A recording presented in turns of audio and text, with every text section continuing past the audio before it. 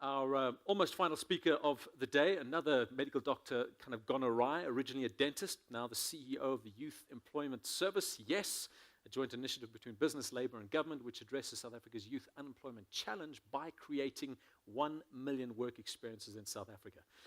She's founded Boundless World, which focuses on strategy and innovation, inclusive business models, mobile digital skills, economic and behavioral research.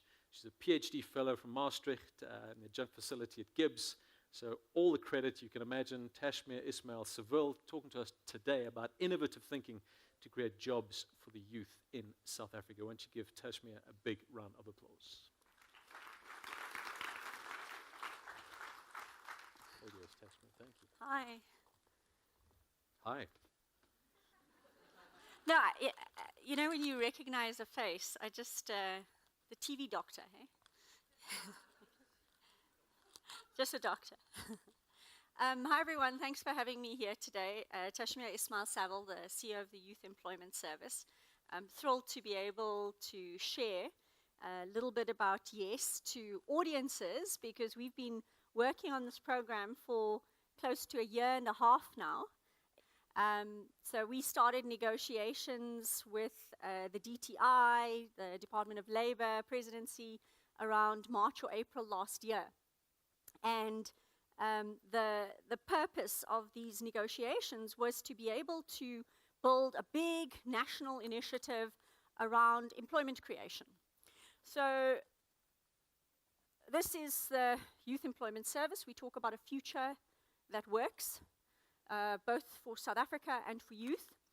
We call ourselves an economic enabler. This idea of youth employment became quite critical if you take yourselves back to the dark days 2 years ago when we were facing downgrades.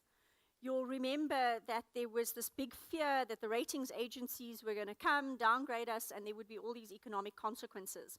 And of course, we know how that story ended, but at the time, Business South Africa went to the finance minister, Minister Gordon at the time, before the revolving door at the finance ministry started to kick in, and said, you know, these downgrades are going to have dramatic impacts on everybody, and in his true pragmatic fashion said to Business South Africa, so what are you going to do? And this was where the CEO initiative was birthed.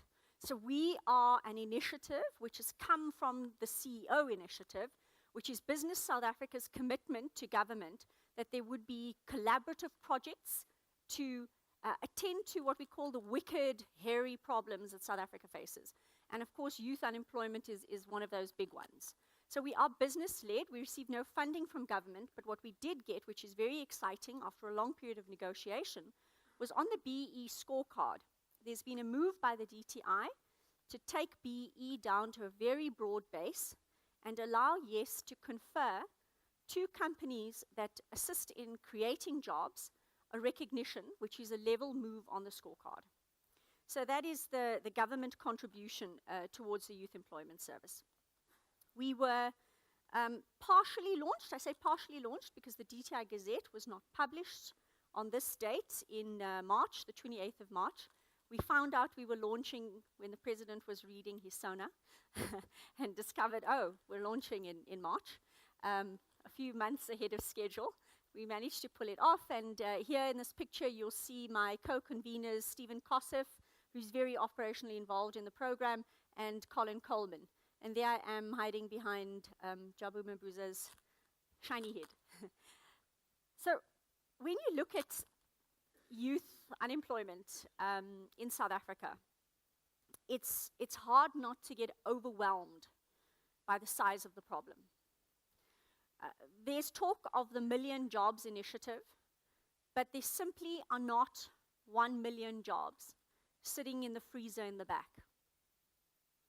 Every job has to be built, and it has to be built in an environment and in an economy that is not created for job creation at entry level. These structural realities, the spatial issues, the legacies of apartheid planning. I've been going to townships for the past 10 years, and things have been getting harder and harder, not easier.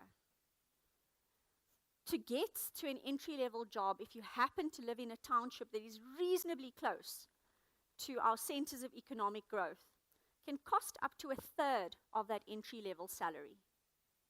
Because Gauteng generates close to 90% of the GDP of the country, you find that you leave those areas of concentrated economic activity and the rest is just flatline. And so you get this exodus of people from communities around the country leaving their children, their families, often brick dwellings behind, to live a very poor quality of life in the city, where today children are nutritionally stunted. We live in a country where over 50% of people live on under 524 Rand a month. And yet, on the other side is this incredible wealth. We have the highest Gini coefficient in the world. We are the most unequal country in the world. And so to try to create jobs when you have such high inequality becomes difficult. And this problem is big. 6 million of South Africa's youth are not in employment, education, or training. So it makes the inequality makes our unemployment different to Spanish unemployment or South Korean unemployment. Because these are youth that don't have anywhere to go. They wake up in the morning and they're trapped in an environment with no economic pathways. Now, we have a lot of money that is being spent by the state. 87 billion of our fiscus, ladies and gentlemen, is spent on higher education and training. And the problem is not grad unemployment. Grad unemployment is below 11%. Okay? It's just that they all have Twitter and a flair for drama. So we think this is the biggest problem. The biggest problem are young people that don't have matric certificates. This doesn't mean that they don't have capabilities. Not having a matric certificate means that most likely your social situation stopped you from getting the matric certificate. This wasn't part of my talk, but I'm actually going to point her out to you to make this point. This young lady over here, who just by chance ended up in front of the president, her name's Homotso. Homotso lives in Alex. We've built a business literacy program on digital called Siyazakela. We did it for Unilever. And we use coaches on the ground in addition to the digital modules. And to select our coaches, we have an app called NAC, built by a Harvard PhD. It's used all over the world. But it uses gamification with 3 games to build a detailed psychographic profile of someone. Problem solving, creativity, ability to do STEM subjects, attitudes, things like grit. Homotso has a crappy matric certificate, she won't mind me telling you. But she scored in the top percentile globally. Out of a cohort of 40 that we tested in Alex and Diepsloot, 3 of our cohort tested in the top percentile globally. All of whom are trapped and stuck with no pathways in their community. So she's now a Yes Youth, one of our first placements. So unfortunately, that 87 billion of the fiscus that goes to universities, TVET colleges, and CETAs doesn't reach the Homotsos of this world. It's actually an elite fund for people with good matric that can get access to those facilities. And so a big part of Yes is those people with a poor matric, those people with no matric. No matric is 44% of the unemployed. How do we start going into their communities? This is 67% of youth are not in employment, guys. In townships, 60% of the country's unemployed reside. What this means is if you're the employed person, you're the weirdo on the block. You're the outlier, you are not the norm. If you are unemployed, you are the norm. What does this say for the role models that are left in communities? This number is scary. And it's getting worse. Stats SA just released the latest figures. So to summarize this environment that we're trying to build jobs in, which is not Yes's job and it's not the government's job, it's all of ours, because this problem will engulf South Africa. We have a large supply of youth. They are spatially distant from where the opportunities are and where the money is spent. And this world, the Sandtons, the Gautengs, the centers, the economic centers, are shrinking in terms of jobs. They can get more profitable, but they get more profitable with efficiencies and algorithms. They don't get more profitable with headcount. And so this is the world that we face. So the job of Yes is, can we find new places? Can we find new spaces? Can we find new industries and new career pathways? The exciting thing that we're discovering is, even though fourth industrial is disintermediating at the top end of the pyramid, it is opening up in communities a whole range of jobs that didn't exist 10 or 15 years ago. There's a tiny call center up in Hazyview. It was started as a CSR project by T-Systems. They had unemployed youth that they'd taken through a career program, but there's up in Mpumalanga, Bushbuck Ridge area, unemployment for women is 73%. And this little NGO started the call center with T-Systems. One day, 1 week, taxi strike in Joburg. None of the T-Systems people can get to the call center in Johannesburg.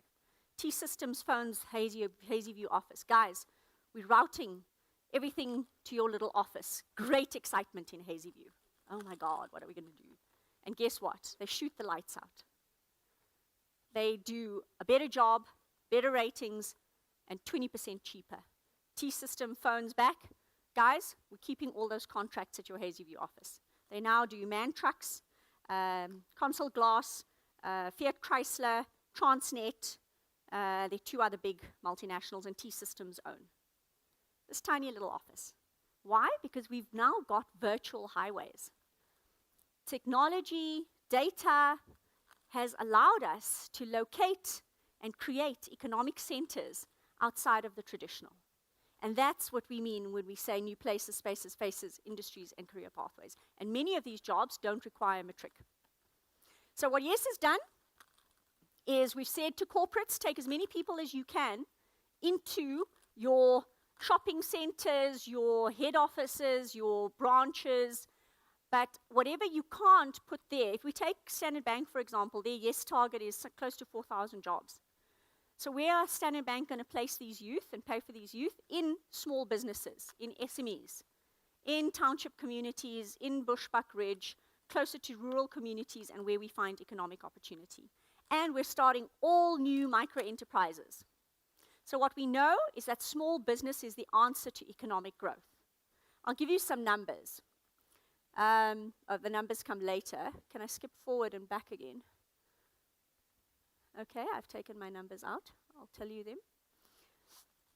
In Europe, 1% of all firms are over 250 employees. 1% across the whole of Europe. 91% of firms are 1 to 8 employees. You'll find the same numbers, similar numbers in the States. So economies are not led and driven by large corporates. It's small business. In South Africa, small business is 50 to 60% of GDP and jobs creation. So that's our answer. Our answer is, how do we drive a whole lot more small business, but not the micro enterprises at subsistence level. Small business that adopts technology so that their output and value is greater. So that the mom and pop store with 1 or 2 people is moving to 8 people. But it's the power of the volume, of the scale, that we can use. So we identify value chains and we look for market access first. Who will invest, who will buy? And then we build training and SMEs. To do this, we have what we call our Yes Hubs. They unlock value in our value chain. The Yes Hubs are multi-purpose, multifunctional. If there's a value chain that is looking to create digital tourist experiences online, the hub in that, like the one we're going to do in Bushbuck Ridge, because we're going to be building offtake agreements with multinationals like Amadeus, with Sabi, Singita. So everything that we create there is to unlock what we call the wildlife economy. So it's digital experiences, chefs, the Swiss embassy and the Swiss ambassador is giving us Swiss hotel experience apprenticeships. And we'll take that world-class knowledge and best practice and drive it through these facilities into local communities to raise their standards. But we have the market access first, so it's not training for training's sake. And this, of course, feeds into all the small businesses in the community. It acts as a reservoir of that knowledge. This is a facility we launched in Tembisa a month ago. This facility has a hydroponics farm that trains people in hydroponics so we can start turning consumers into producers. Nutritional stunting in townships can be addressed. AFGRI is going to be building aquaponics and hydroponics facilities for us. This means fish and omegas in landlocked communities. So the way we encourage jobs, the style of jobs we encourage have spillover in numerous ways. So the way for companies to get involved, and I'm hoping that people in this room will be contacting YES to say, we will help you build jobs, or we will contribute to enterprise development for your YES hubs. We will contribute skills development either by giving of your time and passing on your skills to someone, or through your BEE scorecard, socioeconomic development funds to assist with the infrastructure, or just plain grants. And we're going out to Business South Africa and saying this is everyone's job. There's no way we can create the number of jobs this economy needs as either government or a little youth employment service or as big corporate. It takes businesses of all sizes. We're also asking that the billions our country spends on BEE, that this starts to get used as an innovation fund to experiment in for-profit models that drive inclusive growth. Can we start using it more cleverly rather than as compliance? And I was asked to do just a tiny bit on innovation. One of the questions that we ask companies when we tell them to think about building inclusive growth models is to think about their world differently. When we ask you to think about solutions for the country, can we ask that you not go straight from problem to solution with your Bob the Builder tool belt that you've got and say, this is how I always do it? Because we know that definition of insanity, and as a country we keep doing the same things over and over again and expecting a different result. The only way to address the massive socioeconomic challenges we have is if we start to apply some creativity and do this a little differently. So we're saying take a walk on the wild side. Think in an abstract way. How can I do this differently? How do I think about my problem as an opportunity area? How do I pivot and reframe? Instead of seeing townships as a blight on the landscape, can we start to think about this as a space with incredible potential? The Khomotsos of this world are our country's balance sheet. And they're sitting in these communities, waiting for you, the privileged, to unlock what they have to offer. And there have been incredible innovations that we take for granted today, but that really changed the face of our continent. I'll just show you some of this. I just assembled a few examples for you to show how possible it is with small changes to make big impact. This is a graph that shows the number of users per 100 people in an economy, okay? This is over time. I stopped this data in 2012 because you couldn't really separate internet and mobile anymore, internet on mobile versus other internet anymore. But if you look at internet diffusion in Asia, this group of companies, countries at the top, Netherlands, Korea, etc., are developed countries, right? Can you see the huge gap between developing countries in Asia and developed? Okay, we call that the digital divide. Exactly the same in Africa, same pattern. The industrialized developed countries have a massive gap when compared with developing African countries. So this is internet diffusion. Look at what happens to global data, users per 100, when we go to mobile. Can you see the difference between developed and developing anymore? You can't. It's what we call convergence. And in fact, this outlier country over here is not a developed country, it's Vietnam, okay, which is the biggest producer of Samsung phones in the world today. And I've taken out Africa and Asia just to show you where something happened, because this is the innovation. Who can think what it is that caused this massive exponential uptick? Because look at this graph, it's flat, and then suddenly, boom, it goes up. What was that innovation, guys? You know it. Just shout it out. Hey? Not smartphones? Not Facebook? This uptick means a whole lot more users per 100 people in an economy.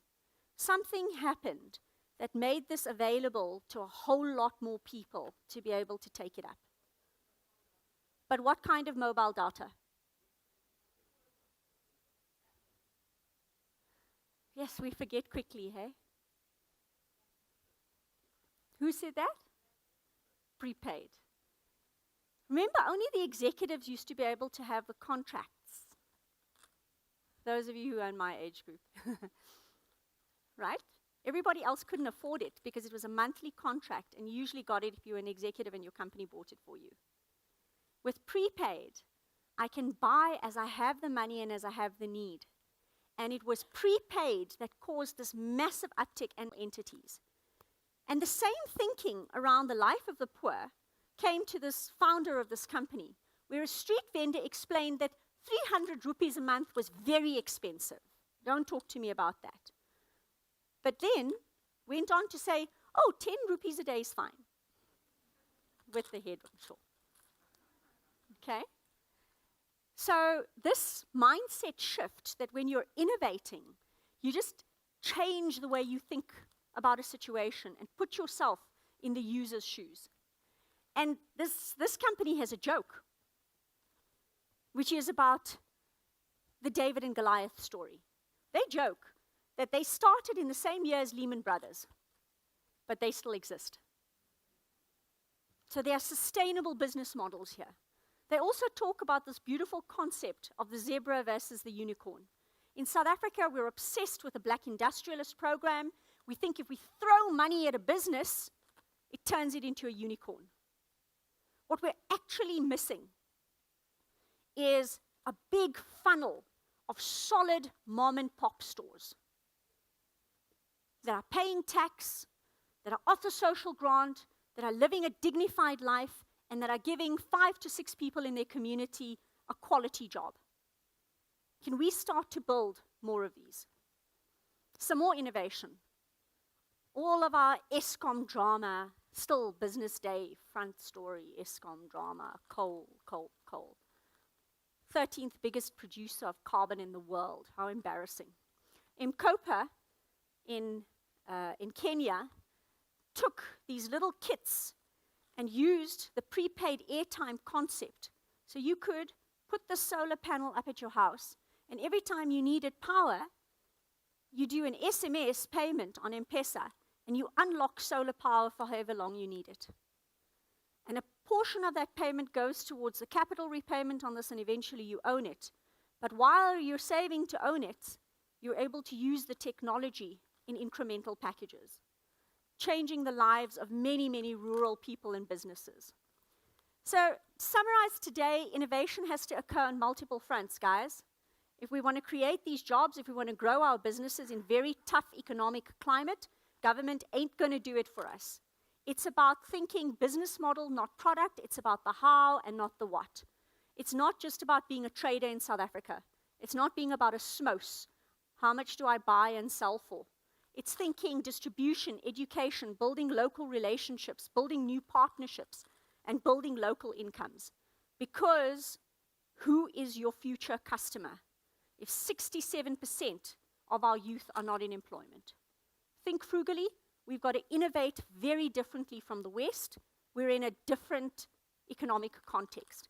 And there are beautiful examples globally of companies, doctors, that are engineering high-quality, low-cost services and goods.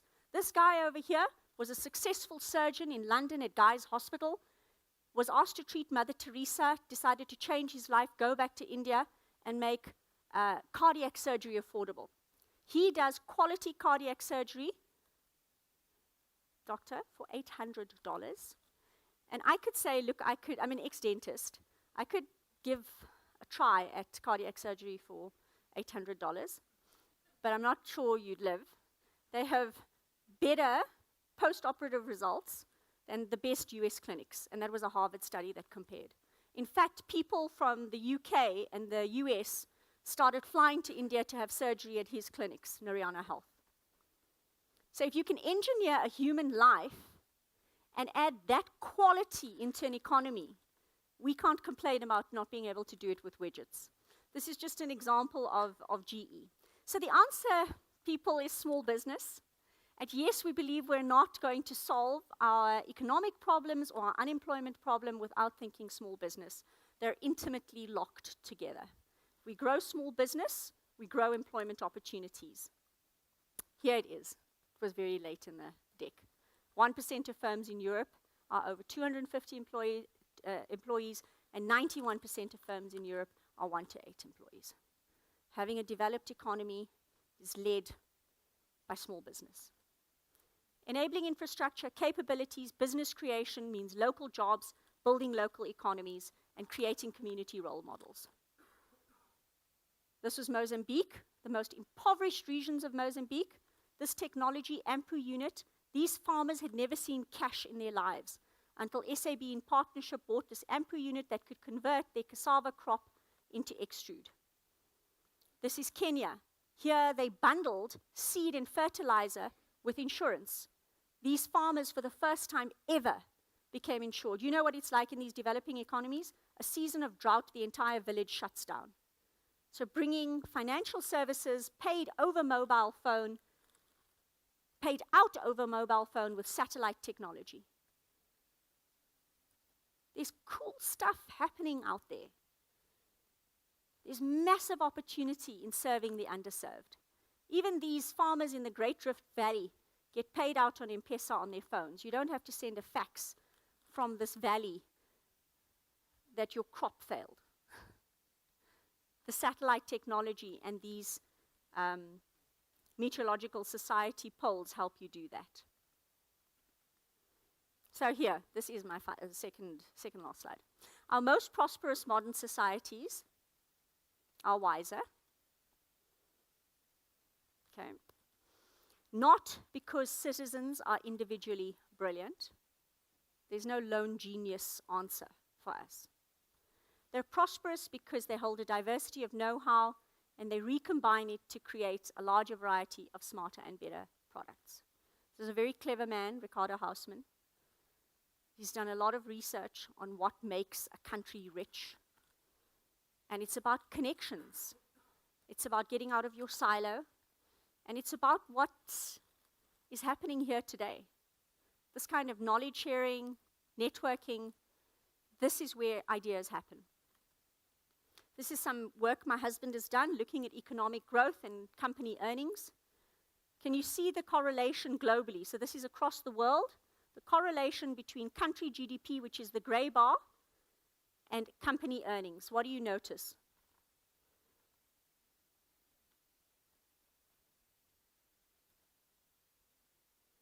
Okay. It fluctuates, but it's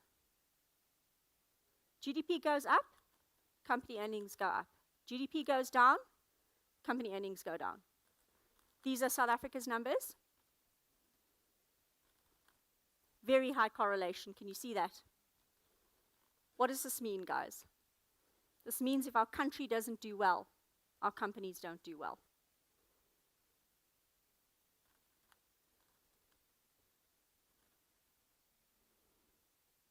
No country, no company. So help us build, yes. Help us be creative and innovative in the ways that we create jobs. And let us tell your stories. Thank you.